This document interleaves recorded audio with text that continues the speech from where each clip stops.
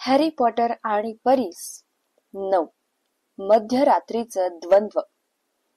आपल्या मनात डडलीपेक्षाही अधिक द्वेष असलेला मुलगा आपल्याला कधी भेटेल असं हॅरीला कधीच वाटलं नव्हतं. पण हे सारं ड्रॅको मॅल्फॉय भेटण्यापूर्वी. तरीही स्लायदेरिन वासियांबरोबर या प्रथम वर्षीय ग्रायफिंडोर वासियांना फक्त थोडे काढे तेवढे तयार करायचे होते. त्यामुळे त्यांचा मॅल्फॉयशी विशेष संबंध येत नव्हता. निदान त्यांनी ग्रायफिंडोर कॉमन रूम मध्ये लावलेली सूचना बघेपर्यंत तरी त्यांना असं वाटत होतं. आणि ती सूचना वाचताच ते सारे अचंबित झाले होते. उडण्याच्या शिक्षणाचे वर्ग गुरुवारी सुरू होणार होते आणि त्यात ग्रायफिंडोर आणि स्लायदेरिन एक दुसऱ्यांबरोबर राहणार होते. विचित्रच आहे. मला अगदी हेच हवं होतं. मॅल्फॉय समोर जादूच्या केरसुणीवर बसून स्वतःला मूर्ख बनवायचं होतं, हॅरी म्हणाला. बाकी सगळ्यापेक्षा जास्त तो उडण्याचा सराव करीत होता. तू स्वतःला मूर्ख ठरवशील असं समजू नकोस. आणि खरं म्हणजे मॅल्फॉय स्वतः क्विडिश मध्ये किती तरबेज आहे हे नेहमी सांगत असतो खरा, पण मला वाटतं तो फुकट गप्पाच जास्त मारतोय. रॉननं हॅरीला समजावत म्हटलं. मॅल्फॉय उडण्याबद्दलही नेहमीच बोलत असे. तो प्रथम वर्षीय मुलांना क्विडिश चमू मध्ये न निवडली जाण्याची तक्रार करायचा आणि स्वतः मोठ्या शेखीनं गप्पा मारायचा की त्यांचा शेवट त्याची मगल्सच्या हातून हेलिकॉप्टर मधून सुटका कशी झाली त्यानं व्हायचा. पण तसा असणारा तो एकच नव्हता. सिमस फिनिगनही आपण स्वतः बालपणी जादूच्या केरसुणीवर उडत आसपास कसे उडत होतो त्याचे किस्से सांगायचा. अगदी रॉन देखील जो कोणी त्याला श्रोता भेटेल त्याला आपण जार्लीच्या जुन्या जादूच्या केरसुणीवर बसून उडत असता एका हँग ग्लायडरवर आपटता आपटता कसे वाचलो हे मोठं रंगवून सांगत असे. जादूगारांच्या कुटुंबातून आलेला प्रत्येक जण सतत क्विडिच बद्दलच बोलत असे. रॉनचा तर आपल्याच गृहात असलेल्या डीन थॉमसशी फुटबॉल संदर्भात आधीच वादविवाद झाला होता. रॉनला फक्त एका चेंडून खेळल्या जाणाऱ्या त्या खेळात ज्यात कुणालाही उडायची परवानगी नाही काहीच खळबळजनक आहे असं वाटत नव्हतं. हॅरीनं हे देखील बघितलं होतं की डीनच्या वेस्ट हॅम फुटबॉलच्या टीमच्या पोस्टर मधील खेळाडू हलावेत म्हणून रॉन त्यांना टोचत होता. नेव्हिल कधीच जादूच्या केरसुणीवर बसला नव्हता, कारण त्याच्या आजीनं त्याला कधीही त्याच्याजवळ जाऊ देखील दिलं नव्हतं. तसे हॅरीला वाटलं की तिलाही तसंच सबळ कारण होतं, कारण आपले दोन्ही पाय जमिनीवर असतानाही नेव्हिलला अनेक अपघात घडले होते.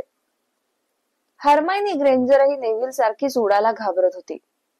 ही एक अशी गोष्ट होती की जी तुम्ही केवळ पुस्तकात वाचून आत्मसात करू शकत नाही. तिनं तसा प्रयत्नही केला नव्हता असं मात्र नव्हे.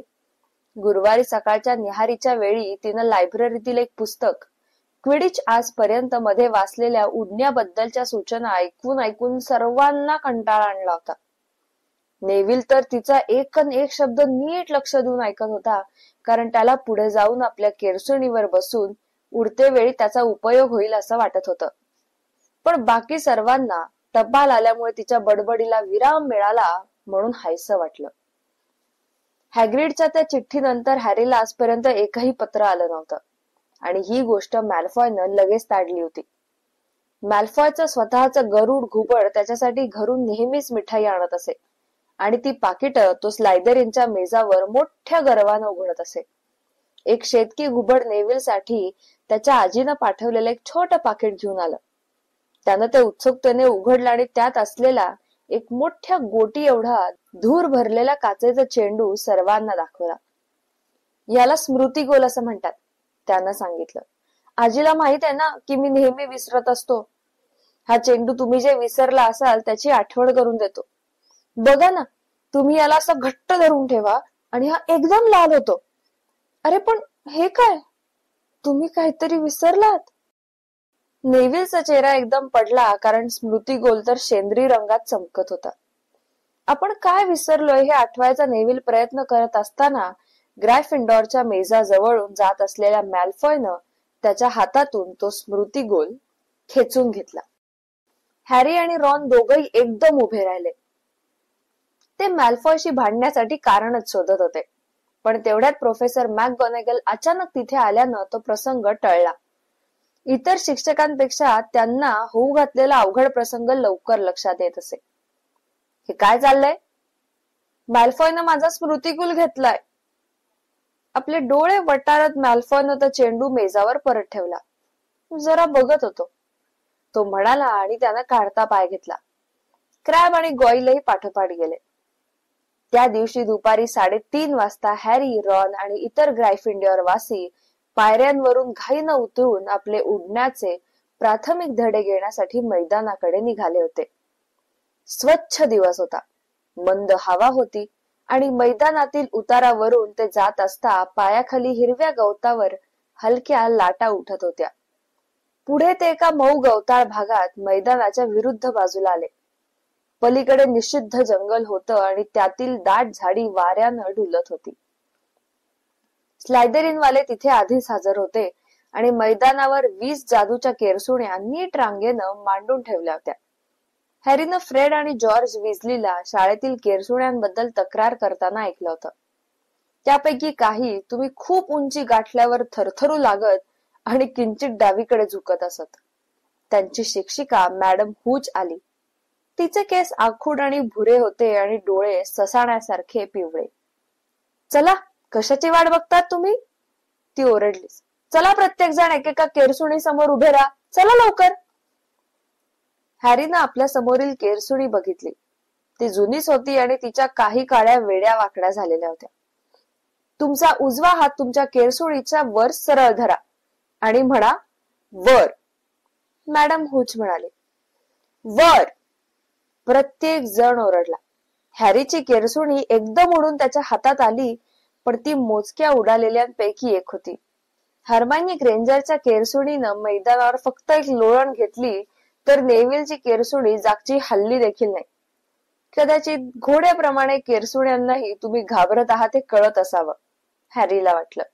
कारण नेव्हिलच्या आवाजात कंप होता आणि त्यामुळे त्याला आपले पाय जमिनीवरच असावेत असं वाटत असावं. मॅडम हुचनं मग त्यांना टोकावरून न घसरता केरसुणीवर कसं बसावं ते दाखवलं आणि त्या पोरांच्या रांगेत फिरून पकड कशी असावी ते दाखवू लागल्या. हॅरी आणि रॉननं जेव्हा हे बघितलं की त्यांनी मॅल्फॉयला त्याची पकड अजिबात चूक असल्याचं दाखवलं, तेव्हा त्यांना मनोमन आनंद झाला. आता मी शिट्टी वाजवताच जमिनीवर एकदम वर उडा, मॅडम हुच म्हणाल्या. तुमच्या केरसुण्या स्थिर ठेवा. काही फुटांवर उडा आणि लगेच थोडं पुढे झुकून सरळ खाली या.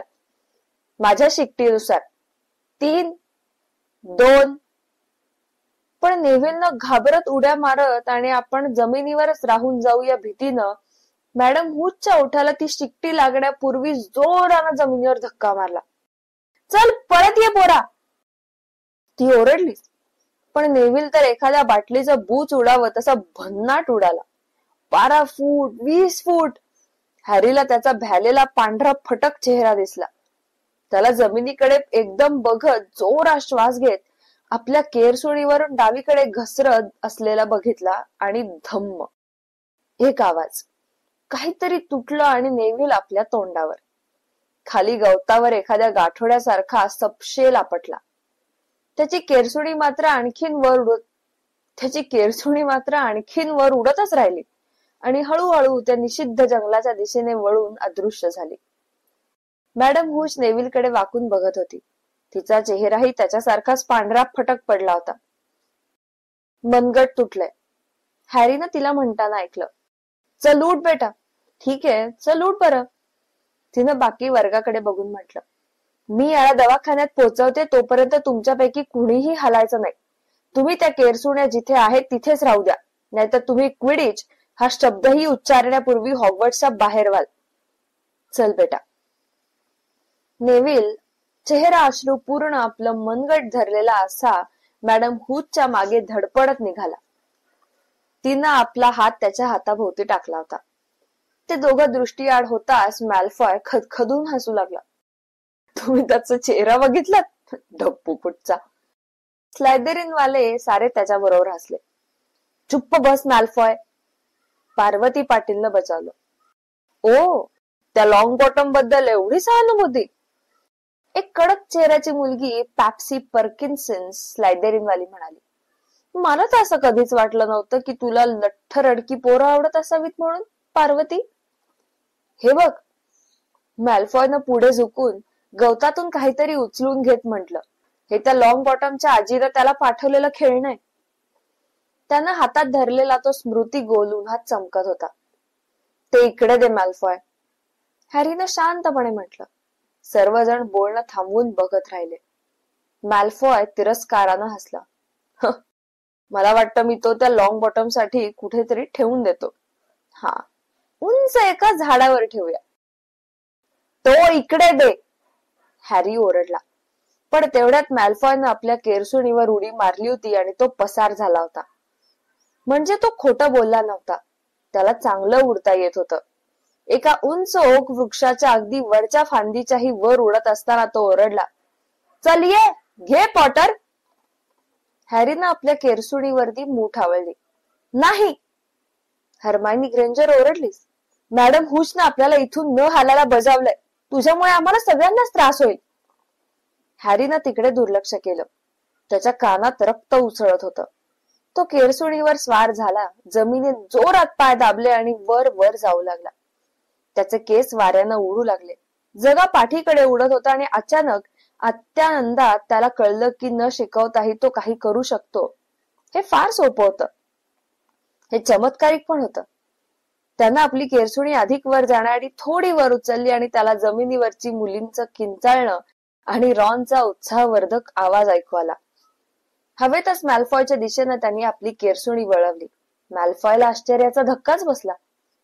दे मला तो इकडे, नाहीतर मी तुला तुझ्या केरसुणीवरून खाली ढकलून देईन, हॅरीनं त्याला म्हटलं. असं आहे का? मॅल्फॉयनं हसण्याचा आवेश दाखवत म्हटलं, पण तो घाबरलेला दिसत होता. हॅरीला कसं कुणास ठाऊक काय करावं ते कळत होतं. तो पुढे झुकला, आपली केरसुणी दोन्ही हातात घट्ट धरली आणि एखाद्या भाल्याप्रमाणे मॅल्फॉयकडे झेपावली. मॅल्फॉय अगदी वेळेवर त्याच्या मार्गातून दूर झाला होता. हॅरीने एक वळसा घेतला आणि केरसुणीला स्थिर करून धरून ठेवलं. खालून काही जण टाळ्या वाजवत होते. इथं तुला वाचवायला क्रॅब आणि गॉईल नाहीयेत मॅल्फॉय, हॅरीने म्हटलं. मॅल्फॉयच्याही मनात तोच विचार आला होता. मग झेल तर, जर तुला जमत असेल तर, तो म्हणला आणि त्यानं तो काचेचा चेंडू हवेत उंच फेकला आणि आपण स्वतः खाली जमिनीकडे झेपावला. हॅरीनं बघितलं तर तो चेंडू आधी मंद गतीने हवेत वर गेला आणि मग खाली पडू लागला. तो पुढे झुकला, दांडा खाली गेला. दुसऱ्या क्षणी तो अधिक वेगानं खाली जात त्या चेंडूच्या मागे निघाला. त्याच्या कानात वाऱ्याचा आवाज येत होता व खाली असलेल्या लोकांचा जल्लोष त्यात मिसळत होता. त्यानं आपला हात पुढे केला. जमिनीच्या 1 फूटभर वर असतानाच त्यानं तो धरला आणि एकदम अगदी नेमक्या क्षणी आपली केरसुणी सरळ केली आणि स्मृतिगोल अलगदपणे मुठीत धरून तो हळूच खाली हिरवळीवर उतरला.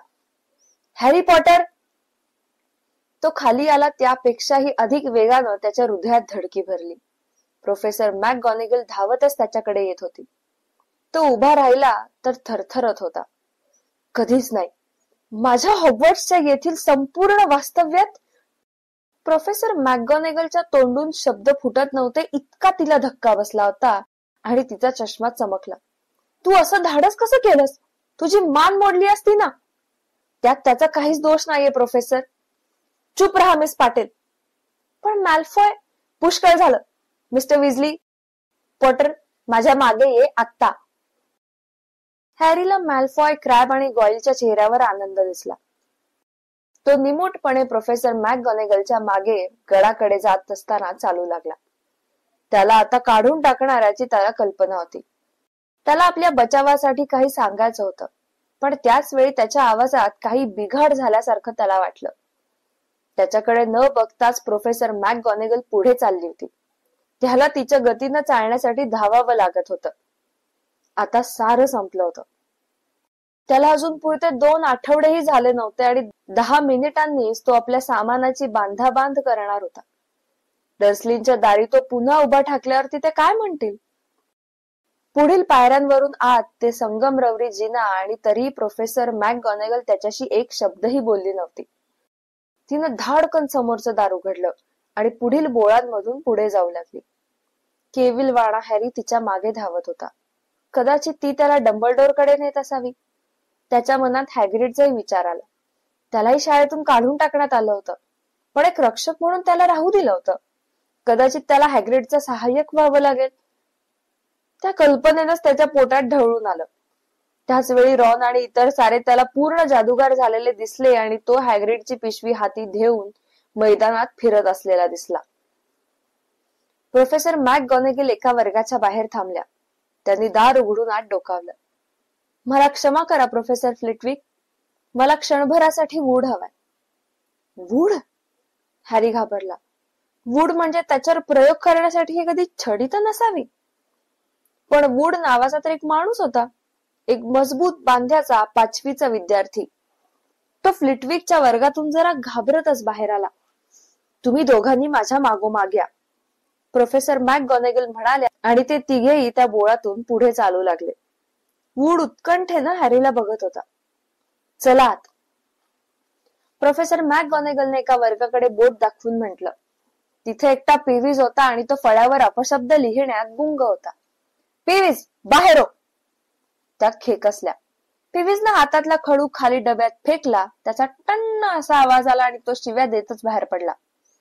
प्रोफेसर मॅकगॉनेगलनं आपल्या पाठीमागे धाडकन दार लावलं आणि त्या दोघा पोरांकडे तोंड वळवलं. पॉटर, हा ऑलिव्हर वूड आहे. वूड, मला तुझ्यासाठी एक सीकर सापडलाय. वूडच्या चेहऱ्यावरील गोंधळलेले भाव एकदम आनंदात बदलले. तुम्ही खरंच सांगतात प्रोफेसर? अगदी खरं, प्रोफेसर मॅकगॉनेगल म्हणाली. या मुलाचं उडणं अगदी नैसर्गिक आणि सहज होतं. मी तर कधी असं बघितलंच नव्हतं. ही तुझी त्या केरसुणीवर उडायची पहिलीच वेळ होती का पॉटर? हॅरीनं चुपचाप होकारार्थी मान हलवली. हे काय चाललंय याचा त्याला काही बोध होत नव्हता. पण आता तर आपल्याला काढून टाकण्यात येईल असं त्याला वाटत नव्हतं. आणि आता त्याच्या पायात पुन्हा जीव आल्यासारखं त्याला वाटू लागलं होतं. त्यानं ती गोष्ट चांगल्या 50 फूट सूर मारून आपल्या हाती पकडली, प्रोफेसर मॅकगॉनेगलनं वूडला सांगितलं. आणि त्याला कुठे साधं खरचटलं देखील नाही. चार्ली विजलीलाही हे जमलं नसतं. वूड आता असा दिसत होता की त्याची सारी स्वप्न खरी ठरली असावीत. तू कधी क्विडिचचा खेळ बघितलास का पॉटर?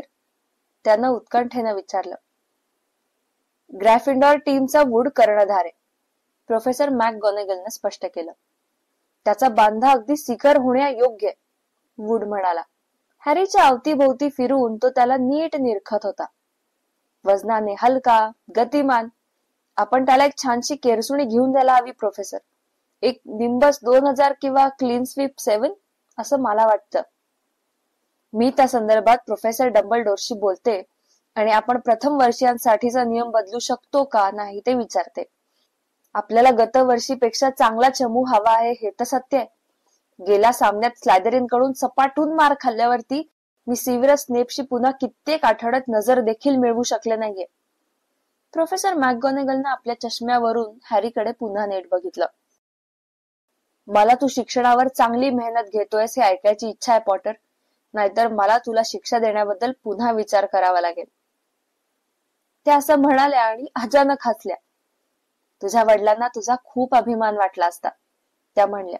ते स्वतः एक उत्कृष्ट क्विडिच खेळाडू होते. तू मस्करी करतोस? ते सगळे जेवत होते. हॅरीनं रॉनला आपण प्रोफेसर मॅकगॉनेगल बरोबर मैदानातून निघाल्यापासून काय आणि कसं घडलं हे सविस्तरपणे सांगितलं. रॉनच्या तोंडात मांस किडनीचा घास अर्धवट होता तो तसाच राहिला. तो खायचाच विसरला होता. सीकर, तो म्हणाला, पण प्रथम वर्षांना कधीच करत नाही. तू बहुधा आतापर्यंतच्या खेळाडूत वयानं सर्वात लहान. गेल्या 100 वर्षात. आपल्या तोंडातील घास ढकलत हॅरी म्हणाला. दुपारच्या त्या उत्कंठावर्धक घटनेनंतर त्याला खूप भूक लागली होती. वूडनंच मला तसं सांगितलं. रॉन इतका चकित झाला होता. त्याला इतकं आश्चर्य वाटत होतं की तो फक्त आ वासून हॅरीकडे बघतच राहिला.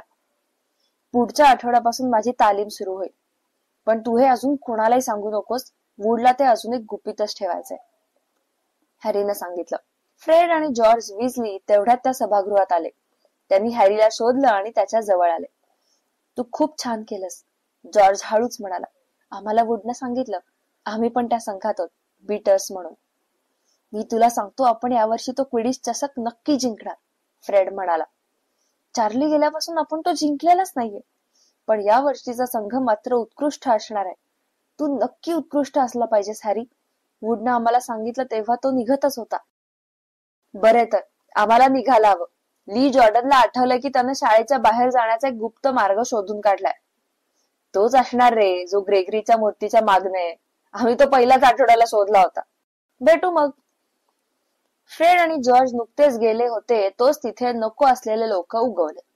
क्रॅब, गॉयल्स बरोबर मॅल्फॉय. हे तुझं शेवटचं जेवण जेवतोयस का हॅरी?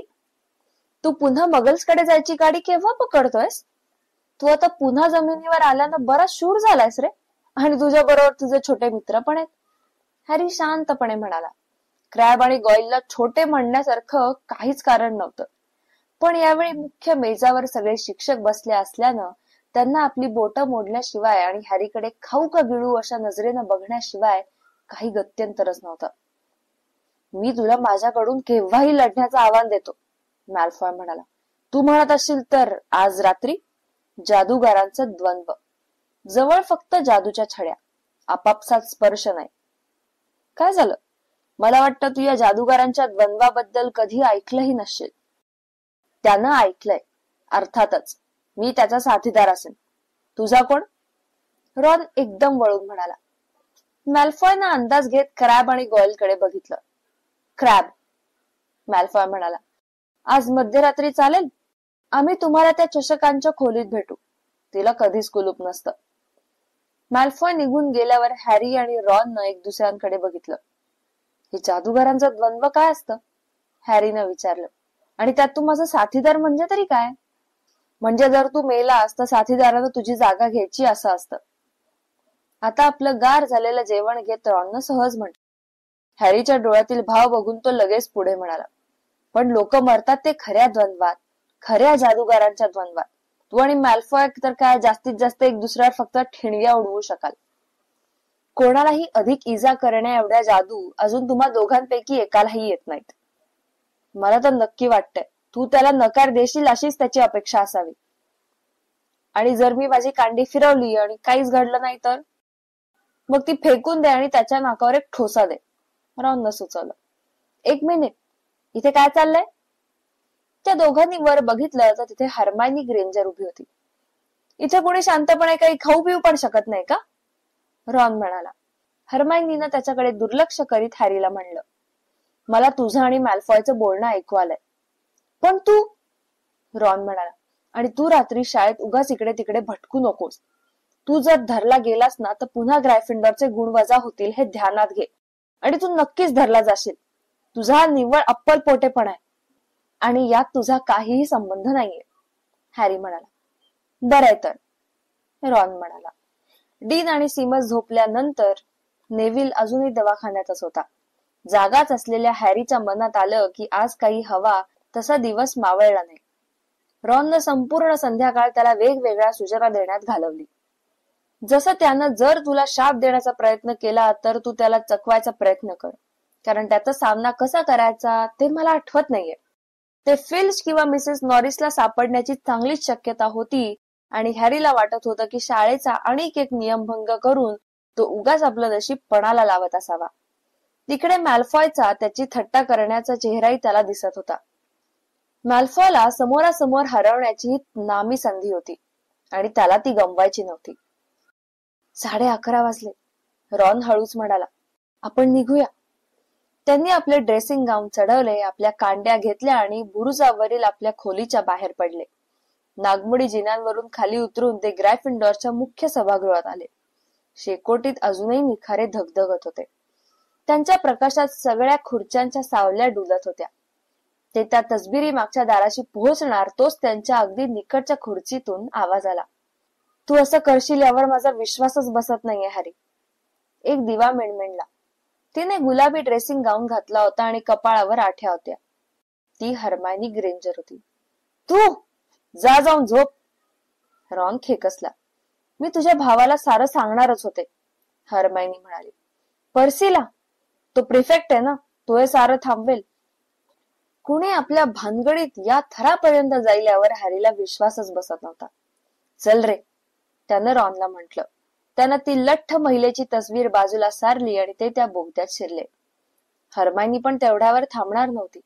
रॉनच्या पाठोपाठ तीही त्या बोगद्यात शिरली आणि त्यांच्यावर एखाद्या रागावलेल्या बदकाप्रमाणे खुसफुसत राहिली. तुम्हाला ग्रायफिंडरची काळजी नाहीये का? तुम्ही फक्त आपल्या स्वतःचाच विचार करता का? मला स्लायदरीननं तो गृहचषक जिंकायला नकोय आणि मी मंत्र पाठ करून प्रोफेसर मॅकगोनागल कडून जे गुण मिळवले आहेत ते सर्वचे सर्व तुम्ही घालवणार आहात. तू इथून चालती हो. ठीक आहे, पण मी तुम्हाला आगाऊ सूचना देते आणि मला जे सांगितलंय ते तुम्ही उद्या परतीच्या प्रवासात गाडीत आठवाल. तुम्ही म्हणजे? पण ते काय आहेत ते मात्र त्यांना समजू शकलं नाही, कारण तोपर्यंत हरमायनी त्या लठ्ठ महिलेच्या तसबिरीपाशी परतण्यास आली होती. आणि पाहते तर काय, ती चौकट रिकामीच होती. ती लठ्ठ महिला आपल्या रात्रीच्या फेरीवर निघून गेली होती आणि हरमायनी ग्रायफिंडर बुरुजाच्या बाहेर बंदिस्त झाली होती. आता मी काय करू? ती किंचाळली. तो तुझा प्रश्न आहे. आम्हाला जायलाच हवं, आधीच उशीर झालाय, रॉन म्हणाला. ते बोगद्याच्या टोकालाही पोचले नव्हते तोच हरमायनीनं त्यांना पुन्हा गाठलं. मी तुमच्या बरोबर येते. तू येणार नाहीयेस. तुम्हाला काय वाटतं की मी तिथेच एकटी उभी राहू आणि फिल्च मला पकडण्याची वाट बघत बसू? जर त्यानं आम्हाला तिघांनाही बघितलं तर मी त्यांना खरं काय ते सांगून टाकेन की मी तुम्हाला थांबवण्याचा प्रयत्न करीत होते आणि तुम्ही माझं समर्थन करू शकता. तुझ्या धाडसाचं कौतुकच करायला हवं, रॉन मोठ्यानं म्हणाला. चुप बसा तुम्ही दोघे. मी काहीतरी आवाज ऐकलाय, हॅरी एकदम म्हणाला. कुणाचा तरी श्वासोच्छ्वास ऐकू येत होता. Mrs Norris? रॉन हापतच म्हणाला आणि तो अंधारात बघण्याचा प्रयत्न करत होता. ती मिसेस नॉरिस नव्हती. तिथे नेव्हिल होता. तो जमिनीवर अगदी मुटकुळा होऊन गाढ झोपला होता. पण हे लोक जवळ आल्यावर दचकून जागा झाला. बरं झालं तुम्ही मला भेटलात. मी कित्येक तासांपासून इथेच अडकलोय. मी परवलीचा शब्द न आठवल्याने झोपड्याच्या खोलीकडे जाऊच शकलो नाही. तू जरा हळू बोल नेव्हिल. आणि परवलीचा आजचा शब्द आहे डुकराचं तोंड, पण त्याचा तुला काहीच उपयोग होणार नाही, कारण ती तसबिरीतली लठ्ठ महिला आता कुठेतरी गेलीये. आता तुझा हात कसा आहे? हॅरीनं विचारलं. छान आहे, नेव्हिलनं हात दाखवत म्हटलं. मॅडम पॉम्फ्रेने एका मिनिटात ठीक केला. छान, पण नेव्हिल ऐक, आम्हाला कुठेतरी जायचंय. आम्ही तुला नंतर भेटू. मला सोडून जाऊ नका, नेव्हिल धडपडत उठत म्हणाला. मला इथे एकटं राहायचं नाहीये. तू खुनी नवाब 2 वेळा इकडे येऊन गेलाय. रॉननं आपलं घड्याळ बघितलं आणि मग चिडून हरमायनी आणि नेव्हिलकडे बघितलं. जर तुम्हा दोघांपैकी कुणाहीमुळे आम्ही धरलो गेलो ना, क्विरलनं सांगितलेला भूतांचा शाप शिकून तुमच्यावरती प्रयोग करेपर्यंत मी स्वस्थ बसणार नाही. हरमायनी तो भूताचा शाप नक्की कसा वापरायचा आहे रॉनला सांगण्याआधीच बहुधा तोंड उघडलं असावं, पण हॅरीनं तिला चूप बसवलं आणि सर्वांनाच पुढे चालण्याविषयी खुणावलं. मोठ्या खिडकीतून येत असलेल्या पट्टेदार चंद्रप्रकाशात ते त्या बोळात पुढे जात होते. प्रत्येक वळणावर हॅरीला फिल्च किंवा मिसेस नॉरिस भेटण्याची धास्ती वाटत होती, पण ते सुदैवी होते. एका जिन्यावरून ते 3ऱ्या मजल्यावर आले आणि चषक गृहाकडे चोर पावलांनी चालू लागले. मॅल्फॉय आणि क्रॅब तिथे अजून आले नव्हते. जिथे चंद्रप्रकाश पडला होता तिथे स्फटिकाचे चषक ठेवलेली कपाट चमकत होती. चषक, ढाली, थाळ्या आणि पुतळे यांचे सोने व चांदीचे मुलामे अंधारात चकाकत होते. ते भिंतीजवळ सरकले आणि दोन्ही टोकाच्या प्रवेशद्वारावर लक्ष देत होते. हॅरीनं आपली कांडी बाहेर काढून तयार ठेवली, कारण मॅल्फॉय एकदम आत येऊन त्यानं द्वंद्व सुरू केलं तर. मिनिटं पुढे सरकत होती. त्याला उशीर झालाय, त्यानं घाबरून माघार तर घेतली नसेल, रॉन कुजबुजला. मग शेजारच्या खोलीतील आवाजाने ते सारेच दचकले. हॅरीनं आपली छडी उचलली त्याच वेळी त्यांना बोलण्याचा आवाज आला. तो मॅल्फॉय नव्हता. जरा ताट उभी राहा, ते इथेच कोपऱ्यात कुठेतरी असतील, फिल्च मिसेस नॉरिसला सांगत होता. अत्यंत घाबरून हॅरीनं त्यांना बाकी तिघांना आपल्या मागे शक्य तेवढ्या लवकर येण्यासाठी खुणावलं. फिल्चच्या आवाजापासून दूर असलेल्या दाराकडे ते हळूच सरकले. नेव्हिलचा झगा कोपऱ्यावरून आत सरकलाच असेल तेवढ्यात त्यांनी चषक कक्षात फिल्चचा आवाज ऐकला. ते इथेच कुठेतरी असावेत, कदाचित लपले असावेत. त्यांना फिल्चचं बोलणं ऐकू येत होतं. इकडे या. हॅरीने इतरांना वळवलं आणि घाबरलेले ते हत्यारांच्या कपाटावरून पुढे होत एका लांब बोळातून निघाले. फिल्च जवळ येत असल्याचं त्यांना जाणवत होतं. नेव्हिलने एकदम किंकाळी फोडली. तो पळूच लागला. तो धडपडला आणि त्यानं रॉनच्या कमरेभोवती विळखा घातला आणि दोघेही एका चिलखताच्या कपाटावरती आदळले. खणखणाट आणि खाली कोसळण्याचा प्रचंड आवाज सबंध गडाला जाग आणण्यास पर्याप्त होता. पळा, हॅरी म्हणाला आणि ते चौघही गॅलरीतून सुसाट पळाले. फिल्च मागावर आहे की नाही हे वळून बघण्यासाठी ते वळले देखील नाही. ते दारातून बाहेर पडले, एका बोळातून दुसऱ्या बोळात पळाले. हॅरी सर्वात पुढे होता आणि ते कुठे आहेत किंवा कुठे जात आहेत याचा त्यांना पत्ताच नव्हता. ते एका पडद्या पलीकडे गेले आणि एका गुप्त मार्गात शिरले. त्यातून पुढे पळाले आणि संमोहन विद्येच्या वर्गापाशी पोहोचले. ही जागा त्यांना कल्पना होती चषक गृहापासून कित्येक मैल अंतरावर होती. मला वाटतं त्यांना आपण सापडत नाहीये, हॅरी हापत होता. त्यांना बाजूच्या गार भिंतीवर डोकं टेकलं आणि कपाळावरचा घाम पुसला. नेव्हिल पण हापत होता आणि तोंडातल्या तोंडात काहीतरी बडबडत होता. मी तुम्हाला सांगितलं होतं, हर्मायनीने जोरात श्वास घेत आपल्या छातीवरील जग्याचा भाग पकडत म्हणलं. मी तुम्हाला म्हंटलच होतं, आपल्याला जेवढ्या लवकर जमेल तेवढ्या लवकर ग्रॅफिंडोर बुर्जावर परतायला हवं, रॉन म्हणाला. मॅल्फॉयनं तुला फसवलं, हर्मायनी हॅरीला म्हणाली. तुला आता तरी पटतंय का नाही? तो तुला मुळी भेटणारच नव्हता. फिल्चला कुणीतरी चषक गृहात येणार असल्याचं ठाऊक होतं. मॅल्फॉयनच त्याला सांगितलं असणार. हॅरीला तिचं म्हणणं खरं वाटत होतं, पण तो तिला तसं सांगणार नव्हता. चला आपण जाऊया. पण ते एवढं सोपं नव्हतं. ते 10-12 पावलंही चालले नसतील तोच एका दाराची मूठ वाजली आणि त्यांच्याकडे काहीतरी समोरच्या वर्गातून एकदम बाणासारखं वेगानं आलं. तो पीव्ज होता. त्यांना या लोकांना पाहताच आनंदानं आरोळी ठोकली. चुप हो पीव्ज, कृपा कर, तू आम्हाला बाहेर काढायला लावशील. मूर्ख प्रथम वर्षांनो, मध्यरात्री भटकतात. अरे, मूर्ख टवाळ कुठचे, तुम्ही नक्कीच पकडले जाल. पीव्ज हसला. जर तू आम्हाला सोडून गेलास तर मात्र नाही. प्लीज पीव्ज, कृपा कर. फिल्चला सांगू? सांगितलंच पाहिजे. पीव्ज शांतपणे म्हणाला, पण त्याचे डोळे मात्र मिश्किलपणे चमकत होते. त्यात तुमचंच भलं होणार आहे, समजलात? बाजूला हो. रॉन ओरडला आणि त्याला मारायला धावला. हीच त्याची मोठी चूक होती. विद्यार्थी अंथरुणात नाहीत, विद्यार्थी अंथरुणात नसून खाली समोर वर्गाच्या बोळात आहेत. हो, पीव्ज ओरडला. ते सारे पीव्जला चुकवून आपला जीव वाचवण्यासाठी पळत सुटले. बोळाच्या शेवटी पोहोचले तर दाराला कुलूप. आता सारं संपलं, रॉन म्हणाला आणि त्यानं दारावर असह्यतेने धक्के मारायला सुरुवात केली. आपण आता पकडलं, संपलं सगळं. त्यांना पावलांची चाहूल ऐकू आली. पीव्सचं ओरडणं ऐकून फिल्च धावतच तिकडे येत होता. अरे चला ना. तिने हॅरीची छडी खेचली, कुलपावर आपटली आणि पुटपुटली, आला मोरा. कुलूप खटकन वाजलं आणि दार सताड उघडलं. ते त्यातून लगेच बाहेर पडले. दार पुन्हा बंद केलं आणि त्याला कान लावून ऐकू लागले. ते कोणत्या मार्गाने गेले पीव्स? फिल्च विचारत होता. सांग लवकर. आधी प्लीज म्हण. गोंधळात पाडू नकोस पीव्स, ते कुठे गेले तरी. तू जर प्लीज म्हणलं नाही तर मी काही सांगणार नाही, पीव्स आपल्याच लईत म्हणाला. बर चल प्लीज. काहीच नाही. मी म्हणलं होतं ना की तू प्लीज म्हटलं नाही तर मी काहीच सांगणार नाही म्हणून. आणि त्यांना पीव्स निघून गेल्याचा आणि फिल्च त्याला शिव्या शाप देत असल्याचा आवाज आला. त्याला वाटतंय की या दाराला कुलूप आहे, हॅरी हळूच म्हणाला. मला वाटतं आपण सुखरूप होत. चला लवकर निघा नेव्हिल. कारण नेव्हिल हॅरीची बाही धरून होता. काय? हॅरी वळला आणि त्यांनी स्पष्टपणे बघितलं काय. एक क्षण त्याला वाटलं की तो काहीतरी भयंकर स्वप्न बघतोय. हे मात्र फारच होत होतं. आजपर्यंत जे काही घडलं त्यावरती हा अगदी कळस होता. ते कुठल्याही खोलीत नव्हते जसं त्याला वाटत होतं, पण एका बोळात होते. तोच निषिद्ध बोळ 3ऱ्या मजल्यावरचा. आणि तिथं जाणं का निषिद्ध होतं तेही त्यांना आता समजलं. ते एका भयानक राक्षसी कुत्र्याच्या डोळ्यात पाहत होते. तो कुत्रा एवढा प्रचंड होता की त्यानं जमीन आणि छतामध्ये सबंध जागा व्यापली होती.